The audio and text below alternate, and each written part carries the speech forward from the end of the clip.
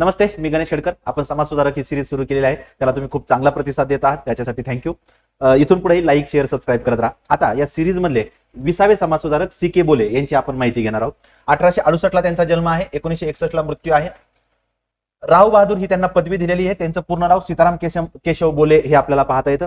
1890 ला त्यांनी कित्ते भंडारी ऐक्यवर्धक मंडळी ही संस्था स्थापन केलेली आपल्याला पाहता येते. 1907 ला भंडारी शिक्षण परिषद स्थापन केलेली आहे. त्याचा हेतू होता गरिबांच्या शिक्षणाला प्रोत्साहन देणं, हे आपल्याला पाहता येतं. 1909 ला सी.के. बोले यांना देशातला पहिला कामगार संघटक म्हणून रॅमसे मॅकडोनाल्ड यांच्या हस्ते त्यांचा सत्कार केलेला आहे. देशातला पहिला कामगार संघटक शब्द आहे तो. ठीक आहे. 1911 ला डॉक्टर बाबासाहेब आंबेडकर हे दलितामधले SSC पास होणारी पहिली व्यक्ती आहेत, म्हणून आंबेडकरांचा त्यांनी दिल्लीला सत्कार केलेला होता. हा एक क्वेश्चन विचारून झालेला आहे. 1921 ला कायदा सदस्य म्हणून त्यांची नियुक्ती झालेली आपल्याला पाहता येते.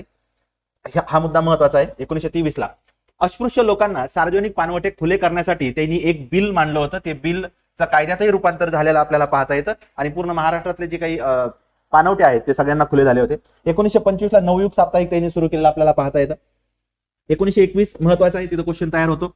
1926 ग्रामजोशांना संस्कार करायला बोलावले नसेल तर त्यांना दक्षिणा मागण्याचा हक्क नाही, हे सांगणारं जोशी वतन रद्द विधेयक, ज्याचं नंतर कायद्यात रूपांतर झालेलं आहे, ते त्यांनी सादर केलेलं आहे. अस्पृश्यांना सार्वजनिक पाणवठे हे पण लक्षात ठेवा आणि जोशी वतन रद्द विधेयक हे पण महत्वाचं आहे.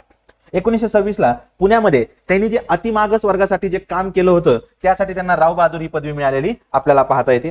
देवदासी प्रथेविरुद्ध 1934 ला त्यांनी कायदा केलेला आपल्याला पाहता येतं. अशा प्रकारे राव बहादूर सी.के. बोले यांच्या विषयी परीक्षेच्या दृष्टीने आवश्यक माहिती आपण इथं कव्हर केलेली आहे. थँक्यू.